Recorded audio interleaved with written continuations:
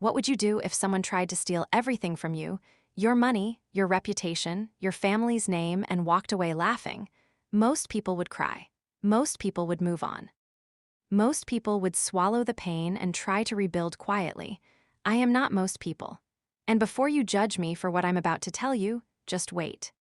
Because by the end of this story, I guarantee you are going to understand every single decision I made. And you might even find yourself doing exactly what I did. My name doesn't matter. My face doesn't matter. What matters is what happened to me, and what eventually happened to the man who thought he could use me as a stepping stone. Because here's the thing about people who prey on young women in vulnerable situations: they count on you being too scared, too confused, or too alone to fight back. He miscalculated. Badly, let me take you back. Several years ago, I was a young woman in college, living in a foreign country. I was far from home, still learning the language, still figuring out how to navigate a culture that wasn't mine. I was doing my best. And like most young women trying to figure out life alone in an unfamiliar place, I made a mistake. I trusted a man I shouldn't have trusted. Now, this wasn't some random stranger. That's the part that makes it sting even more. This man had been professionally introduced to my family. He served as our personal assistant and translator because none of us were fluent in the local language yet. He was the person we called when we needed help navigating the system, when we needed someone to communicate on our behalf, when we needed a bridge between our world and this new one. And for a while, he was great at it. He had helped me buy a phone once before. Smooth transaction, no issues. He had helped other family members too. Everyone was happy. He seemed trustworthy. He seemed reliable.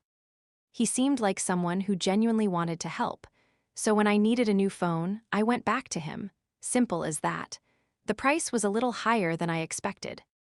But he explained it, offered a payment plan, and I was young and busy and honestly just wanted to get it done and move on with my life. The first experience had been fine. I had no reason to believe this one would be any different. I paid him, I got the phone, and I went on with my day. But something was off almost immediately. The phone was buggy right out of the box. Now, phones have issues sometimes, I know that. So at first, I wasn't panicking. I reached out to him and told him what was going on. Figured he'd help me sort it out. And then the phone did something that made my stomach drop. It started requesting someone else's iCloud login credentials. Let me explain why that is so alarming if you don't already know. iCloud accounts are tied to a specific Apple ID. When a phone asks for someone else's account, someone whose name you don't recognize, it almost always means one thing. That phone was previously owned by someone else. It was never properly reset. And depending on the situation, it could mean the phone was stolen. I had paid full price, new phone price, for what was very clearly a refurbished device, or worse. I contacted him again. This time, I was firm. I told him I wanted the receipt so I could take the phone directly to Apple and verify exactly what I had been sold. I wasn't rude. I wasn't aggressive. I just wanted answers. And that's when I saw who he really was. He didn't apologize. He didn't offer to fix it. He didn't even try to explain. He got hostile. The tone shifted completely. The warm, helpful assistant who had been so eager to help my family, gone. What replaced him was something cold and calculating. And in that moment, I realized something important. This was never about a phone. Here's the context you need to fully understand what happened next. I have a family member who is well known, not a movie star, not a pop star, but someone whose name is recognizable enough that when it gets attached to controversy, people pay attention. It creates pressure. It creates headlines. It creates leverage. He knew that. He had always known that. And the moment he realized that I wasn't going to just let this go quietly, he stopped pretending this was a customer service dispute and started weaponizing that information. Suddenly, this wasn't about a phone anymore. It was about what my family member's name was worth to him. We tried to make it go away. And I want you to understand, we tried everything. We sat down for meetings. We went through formal mediation. We made settlement offers that, looking back, were honestly embarrassing given the actual value of what was being disputed. We weren't doing it because we thought he was right. We were doing it because we wanted the problem gone. We wanted to protect someone who had absolutely nothing to do with any of this mess. He wasn't interested.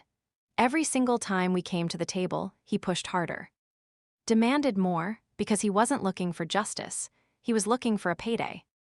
He was looking for an opportunity to attach himself to a name bigger than his own and extract as much as he possibly could. And when we stopped giving him what he wanted, he sued me. Not just me, he sued my family member too, the innocent one. The one who had never met him, never interacted with him, never had a single thing to do with any of this. He sued them because their name had value, because he thought he could use it as a weapon. And then, just like he had threatened he would, he took the story to the media. I want you to really sit with what that felt like. Imagine being a young woman, already dealing with the stress of a lawsuit in a foreign country, already feeling vulnerable and exposed, and then waking up to see your name and your family member's name being dragged through the media. He had told us he would do it. He said it directly, like a threat, like a promise, and he followed through. The articles came out. The story went public. People who had no idea what actually happened were forming opinions based on his version of events. And I had to sit there and watch it happen because the legal process doesn't move at the speed of a news cycle. It was humiliating. It was cruel. It was one of the most painful experiences of my life. But what hurt the most, and I want to be really honest about this, wasn't what he said about me. It was watching someone innocent get dragged into it, someone who had done absolutely nothing wrong, someone whose only crime was being related to me. He used that person as a bargaining chip, as collateral damage, and he did it deliberately with a smile. That is the thing I have never forgot, and that is the thing that kept me going when I wanted to give up. The legal case eventually resolved. I am deliberately leaving out the details because some things still need to stay private. But that chapter closed. And everyone around me said the same thing. Let it go. Move on. You won. It's over. Focus on your future. And I tried. I genuinely tried. But there was this feeling that never went away. This quiet, persistent voice in the back of my mind that kept saying, something about this man is not right. Something deeper is going on. This wasn't just someone who got angry and made bad choices. This was someone who operated like a predator, calculated, patient, opportunistic. And I later found out I wasn't even the only person he had done shady things to. That confirmed everything I had felt. This was a pattern. This was who he was. And the idea that he was just out there, living his life, moving on to his next victim, I couldn't accept that. So I did something that most people would call obsessive. And honestly, they'd be right, it was obsessive. I'm not going to pretend otherwise. I created fake social media accounts to watch him. I gathered information through mutual connections. I paid attention to every little thing I could find about his life. And then, and this is the part that even surprised me, I sent a friend to start attending his church, just to get close to him. Just to see what was really happening in his world. I know how that sounds, I know. But I want you to think about what it feels like to have someone deliberately destroy your peace, drag your innocent family member through public humiliation, threaten you, sue you, and then just walk away clean. Walk away like nothing happened, like you were nothing. When someone does that to you, especially when you're a young woman far from home, trying to build a life, it does something to you. It doesn't just go away because a judge signs a paper. The anger stays, the need for truth stays. So don't judge me, because I think a lot of you would have done exactly the same thing. After weeks and months of digging, after all the fake accounts and the mutual friends and the church friend, I finally found something. And what I found had absolutely nothing to do with me. Nothing to do with the phone, nothing to do with the lawsuit, nothing to do with any of the history between us. What I discovered was that this man, this same man who had sued me, humiliated me and dragged my innocent family member through the media, had committed fraud to obtain his residency in the country. Let me say that again so it lands properly. He had lied. He had manipulated documents or people or the system. I don't know the exact method and I don't need to. But he had fraudulently obtained his legal status in the country where he was living, the country where he had the audacity to sue me. I sat with that information for a long time. I thought about what to do with it. I thought about whether it was my place to act on it. I thought about the risks. I thought about whether anything would even come of it. And then I thought about that innocent family member whose name he used as a weapon. And I made an anonymous tip to the police. Here's what nobody tells you about doing the right thing. Sometimes you have to do it and then just walk away. You don't get a receipt. You don't get confirmation.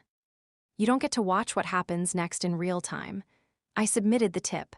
I gave them what I knew, and then I just had to wait and live my life. And try not to think about whether anything was happening. So I moved on, or I tried to. Days turned into weeks. Weeks turned into months. 6 months. A year. I had almost completely stopped thinking about it. And then, about a year and a half after I had made that tip, on a completely ordinary day, out of pure curiosity, on a whim, I typed his name into a search engine. I want you to picture this moment with me. I'm sitting there, probably in my pajamas, not expecting anything, just curious. Just wondering, the way you do sometimes, what happened to people from your past, even the ones you'd rather forget. I type his name, I hit search, and the results load. And I see it. Active federal investigation. I read it again, I refreshed the page, I read it a third time. I sat there in complete silence because my brain could not process what my eyes were telling me. The tip had worked. Somehow, against all the odds, the anonymous tip I had filed a year and a half ago had triggered a real, active, federal investigation into this man. I genuinely could not believe it. The documents were mostly sealed at that point, which is standard for active federal cases. I couldn't read all the details, but I didn't need to, just seeing that this was real. That law enforcement had taken it seriously enough to open a federal case. That he was now sitting inside the machinery of federal justice. That alone was enough to make me feel something I hadn't felt in years. Peace. From that day forward, I followed the case like it was my second job. Every publicly accessible document, I read it. Every update, I tracked it. Every court date, I noted it. I checked in almost every single day. Because after everything he had put me through, I needed to see how this ended. The case moved slowly, the way federal cases always do. The legal process is not fast. It is not dramatic the way TV makes it look. It is long and grinding and full of procedural steps that most people never even hear about. But I was patient. Because I had already waited years. A few more months was nothing.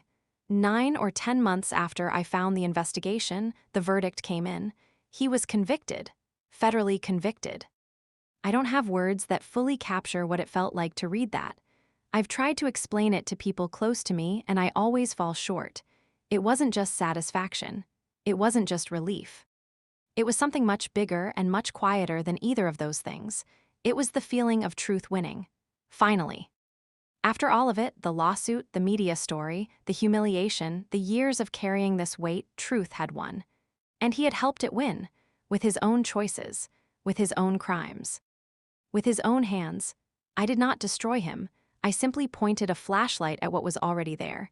Here is where things stand right now. He was convicted of a federal offense. He was sentenced to 1 year of imprisonment, which was converted into 1 year of mandatory community service. He was fined. And when his sentence is complete, he is facing deportation. Deportation. From the country he fraudulently obtained residency in. From the country where he built his schemes. From the country where he thought he was untouchable. He is currently appealing the conviction, which is his legal right, and I respect the process. But as of right now, that is his reality. The man who once threatened me. Who pushed my family's name into the headlines to create pressure. Who sued an innocent person for leverage. Who walked away from our legal dispute thinking he had won something. That man is now a convicted federal criminal facing deportation. And here is the part I really want you to hear, because I think it matters more than any other part of this story. I did not plan this. There was no master revenge scheme. There was no elaborate trap. I wasn't playing chess while he was playing checkers. I was just a woman who couldn't let go of the truth, who kept pulling at threads even when everyone around her said to stop. Who filed an anonymous tip on information she stumbled across, not even knowing if anything would come of it. The lawsuit and the conviction are completely unrelated. He wasn't convicted because he sued me. He was convicted because he committed a serious federal crime that had nothing to do with me, and I just happened to find it while looking for something else entirely. The authorities investigated on their own. The prosecutors built their own case. The jury made their own decision. I was just the person who made one phone call, anonymously, and then stepped back and let the system do what it exists to do. People are going to call this a revenge story. And I understand why. But to me, it doesn't feel like revenge. Revenge feels hot and fast and deliberate. What happened here was slow and unexpected. And ultimately, it was just the truth doing what truth eventually does. It came out. This man spent years building a version of himself that could not hold up under scrutiny. He operated in the gaps between what people could prove and what they could feel. He relied on people being too scared or too tired or too powerless to look closer. And then one angry young woman, who should have been too scared and too tired and too powerless, looked closer anyway. I am not a hero. I am not telling this story to be celebrated. I am telling it because I think there are a lot of women out there who have been exactly where I was, who have been taken advantage of by someone who counted on their vulnerability, who have been publicly humiliated by someone who calculated that their name or their circumstances could be weaponized. And I want those women to know, you don't have to be loud to be powerful. You don't have to fight back the way they expect you to. Sometimes you just have to keep going, keep digging, keep paying attention. And sometimes the universe handles the rest. The man who sued me, humiliated me, and tried to weaponize my family's name is now a convicted federal criminal facing deportation. I never laid a hand on him. I never broke a single law. I simply told the truth, anonymously, about something I discovered, and then I waited. And after everything he did, the lawsuit, the media story, the threats, the years of stress, I am still here, still standing, still living my life. And he is facing the consequences of his own choices. That is still the most surreal thing I have ever experienced in my life, and I think about it every single day.